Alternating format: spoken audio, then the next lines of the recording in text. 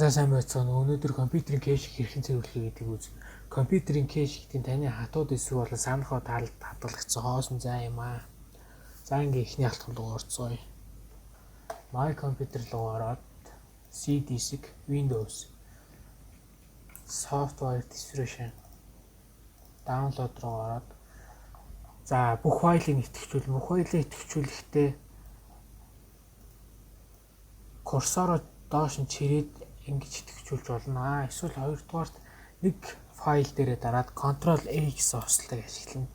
За Ctrl A гэдэг нь бүх файлыг идэвхжүүлнэ гэсэн үг. За тэгээд delete хийж болно. Delete хийх юм бол хогийн сав руу шийдэгдэнэ гэсэн үг. Shift delete хийх юм бол хогийн савд орохгүйгээр компьютерээс бүр мөс арчнаа гэсэн үг юм. Одоо shift delete хийгээд бүгдийг нь устгав.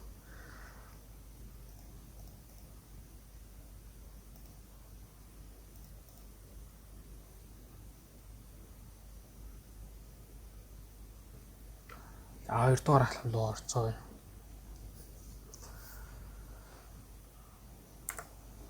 Цонхоо дараа run гэж үчээд за одоо энэ run командын маань цонх гарч ирнэ.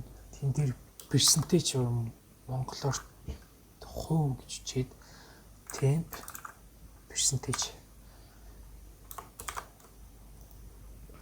За ингээд компьютерийн temp файлууд гарч ирнэ. Энийг мөн адил Ctrl A хийгээд shift хийлээд.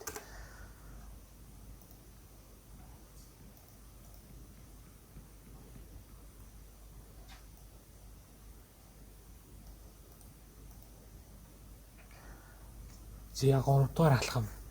Мөн адил цонхоо дараа run командаа гаргаж ий. Тэгээд prefetch мөн адил Ctrl A хийвэл.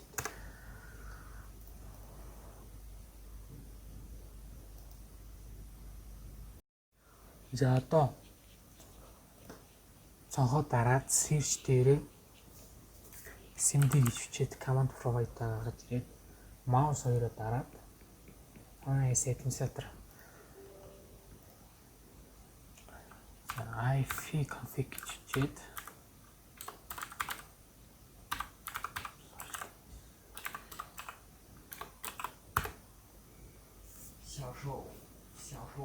за дараагийн алхам disk cleanup. За бүгднийг идэвхжүүлээд cleanup files.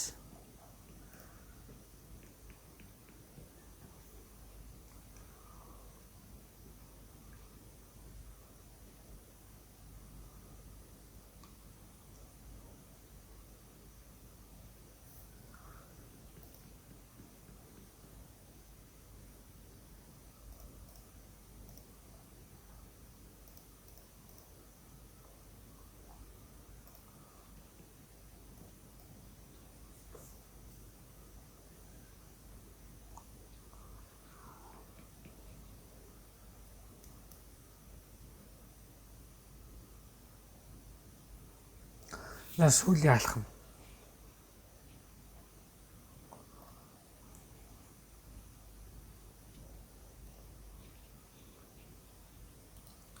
Price руу ороод location руу ороод location-ыг хэлээрэй. За ингээд хичээл манд дуслаа. Баярлалаа.